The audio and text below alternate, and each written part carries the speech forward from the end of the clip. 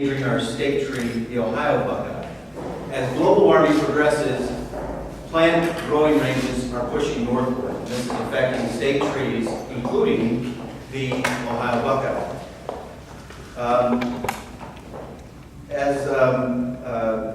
So what we're seeing is that as the climate gets hotter, growing conditions for the Ohio Buckeye get worse and worse in our home state of Ohio, and better in northern states such as Michigan, of all places. And so what that means is that global warming could hit very, very close to home in the Buckeye State, and especially for Buckeye fans. The Buckeye State without the Buckeye, the Michigan Buckeyes, what in the name of Woody Higgs is going on here? Now this is just one of the many strange things that can happen if we don't reduce our global warming pollution. And this is just one of the many public actions we'll take to sound the alarm and to save the Buckeye as part of this campaign.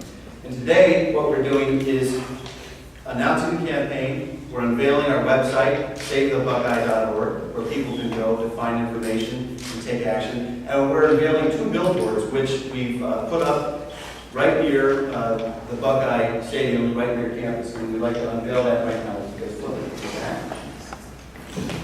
And some of you may have seen on your drive-in recent mornings, Michigan Buckeyes, global warming is pushing Ohio's Buckeye north, savethebuckeye.org. Again, if you go to that website, there's information about the science behind it, about the impacts that global warming has on Ohio, and what you can do to take action to change it.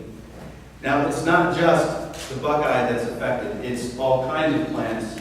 It's agriculture. It's other tree species in Ohio. It's our environment. It's also our jobs, and it's our health. And as part of our coalition, you see a broad array of people who have teamed up together. We have got those interests, agriculture and sportsmen and health represented, because everybody is seeing the effects hit Ohio more and more year by year. So I'd like to briefly introduce our coalition, and then also introduce our speakers. We've got several distinguished speakers, including today the State Forester for the state of Ohio, the Chief of the Division of Forestry, Dr. David Lytle, and we also have the OSU area representative, Dan Stewart, with us here today. And so they're going to share with us in just a few moments.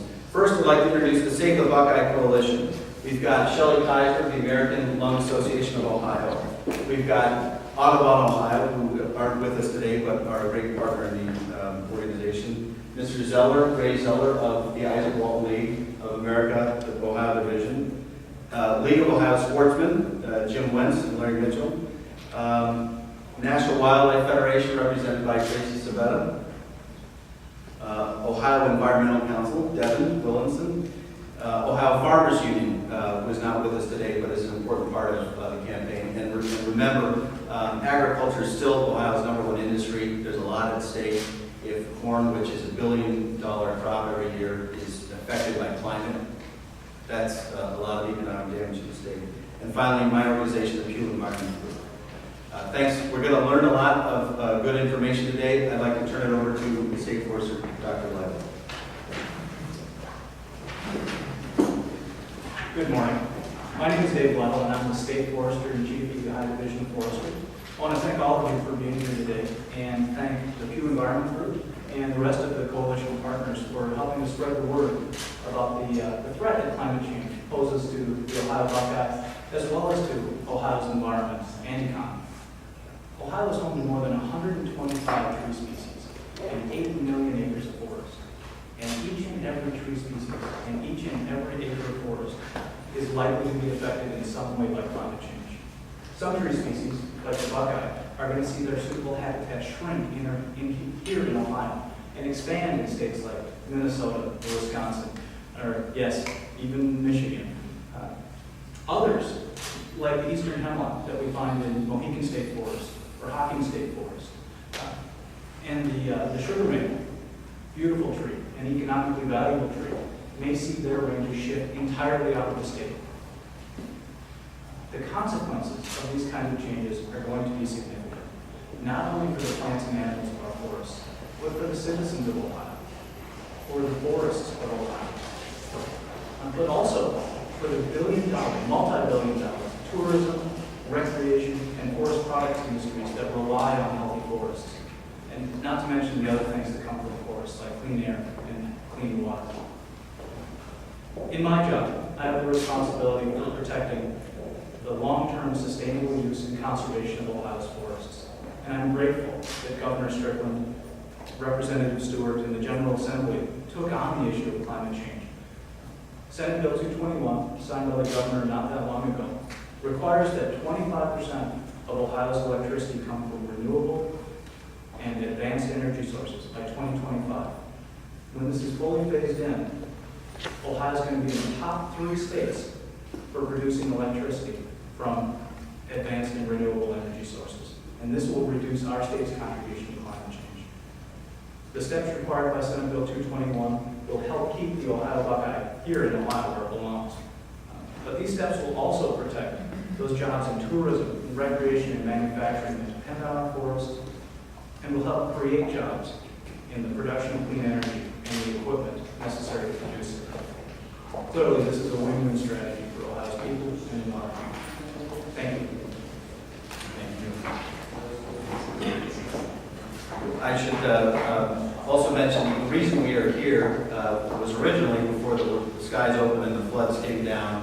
We were scheduled to be out on the State House lawn. There's actually 2 official Buckeye trees on the State House lawn, and afterwards, any brave soul with good galoshes can join us. We've got an umbrella, and we're going to take some pictures out in front of the Buckeye tree. Then we'll also go to this location up near OSU Hall of Fame Cafe, where we've got the billboard, one of the billboards, which is a good cue to the next speaker, Representative Dan Stewart, who represents OSU area campus and community, and I believe also is a diehard Buckeye fan and a former student. Thank you. Thank you. OH! Well, that's what we do as Buckeye fans, and some of us even carry around our lucky Buckeye, where I think we're going to need that tomorrow. I'm glad to be part of this coalition. If we don't reduce global warming and pollution, the Buckeye tree could become rare in Ohio, and growing range could be more common in northern states such as, well, I'll just say that state up north. Experts agree that left unchecked, global warming will likely reduce sustainable habitat for the Ohio Buckeye in its home state and create suitable habitats in northern states, such as that state up north. Now, there are no more diehard fans than Ohio State Buckeye fans. And if it takes recognizing that our beloved Buckeyes to educate the public on the importance of global warming and our need for action, then that's what we'll do.